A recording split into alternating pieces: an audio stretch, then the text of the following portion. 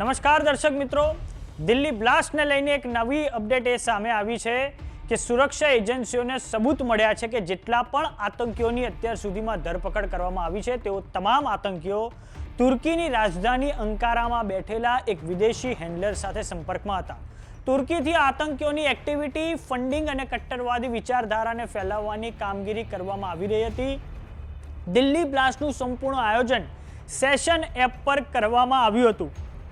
સુરક્ષા એજન્સીઓના ધ્યાનમાં એ પણ વાત બહાર આવી છે કે આ હેન્ડલરની ઓળખ ઉકાસા તરીકે થઈ છે. ઉકાસા અરબી ભાષાનો શબ્દ છે, તેનો અર્થ કરોડિયું થાય છે. જો કે તુર્કી સ્થિત હેન્ડલરનું આ ઓરિજિનલ નામ નથી. જો કે તુર્કીએ આ સમગ્ર જે વિગતો બહાર આવી છે દિલ્હી બ્લાસ્ટને લઈને તેને દુષ્પ્રચાર બતાવ્યો છે અને હવે તુર્કી દ્વારા દિલ્હીમાં જે ધડાકા થયા તેમાં પોતાની તમામ સંડોવણી તેણે નકારી દીધી છે અને કહ્યું છે કે આ રીતની જુઠ્ઠી ખબરો બેઉ દેશો તુર્કી અને ભારત વચ્ચેના સંબંધો ખરાબ કરી નાખશે. સાથે જ તુર્કી કોઈ પણ પ્રકારની કટ્ટરવાદી ગતિવિધિને ક્યારેય સમર્થન નથી આપતું.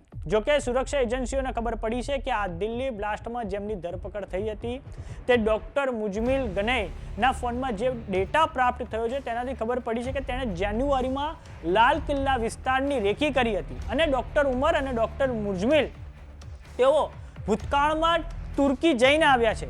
સુરક્ષા એજન્સીઓને તુર્કીની ટિકિટ પણ મળી છે.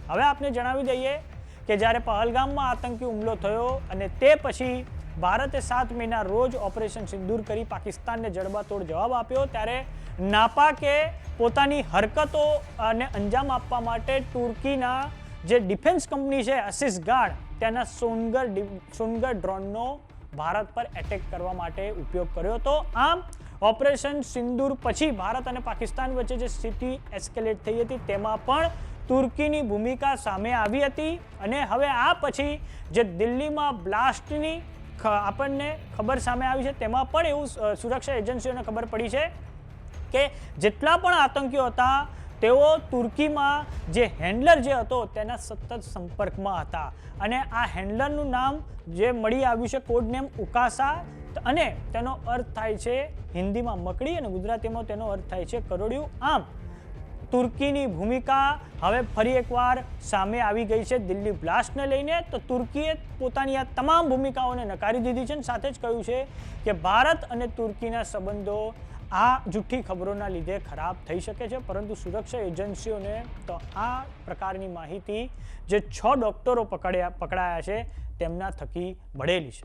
વાત કરીએ 10મી નવેમ્બરની કે જ્યારે સાંજે 6:52 દિલ્હીના લાલ કિલ્લા વિસ્તારમાં હુન્ડાઈની i20 કારમાં બ્લાસ્ટ થાય છે જેમાં જીવ ગુમાવનારાઓની સંખ્યા 13 પર પહોંચી ચૂકી છે અને 20થી વધારે લોકો ઘાયલ થયા છે અને તેમની સારવાર લોકનાયક હોસ્પિટલમાં ચાલી રહી છે. વડાપ્રધાન નરેન્દ્ર મોદીએ ગઈકાલે ભૂતાનના પ્રવાસથી તરત જ આવીને રાજધાની દિલ્હીમાં લોકનાયક હોસ્પિટલની મુલાકાત લીધી હતી જ્યાં તેમણે પીડિતો સાથે સંવાદ કર્યો હતો અને સાંજે પછી જે કેબિનેટની મિટિંગ મળી તેમાં જાહેરાત કરવામાં આવી કે દિલ્હી બ્લાસ્ટને હવે ભારત પર થયેલો આતંકી હુમલો ગણવામાં આવશે અને હવે સુરક્ષા એજન્સીઓ જ્યારે જે સઘન તપાસ શરૂ કરી છે, જે દરોડા પાડ્યા છે તેમાં હવે આ ખબર સામે આવી છે કે દિલ્હી બ્લાસ્ટમાં તુર્કીની પણ સંડોવણી છે. ત્યાંનો જે હેન્ડલર હતો તે સતત આતંકીઓના સંપર્કમાં હતો અને સેશન એપ પર આ બધું આયોજન કરવામાં આવ્યું છે.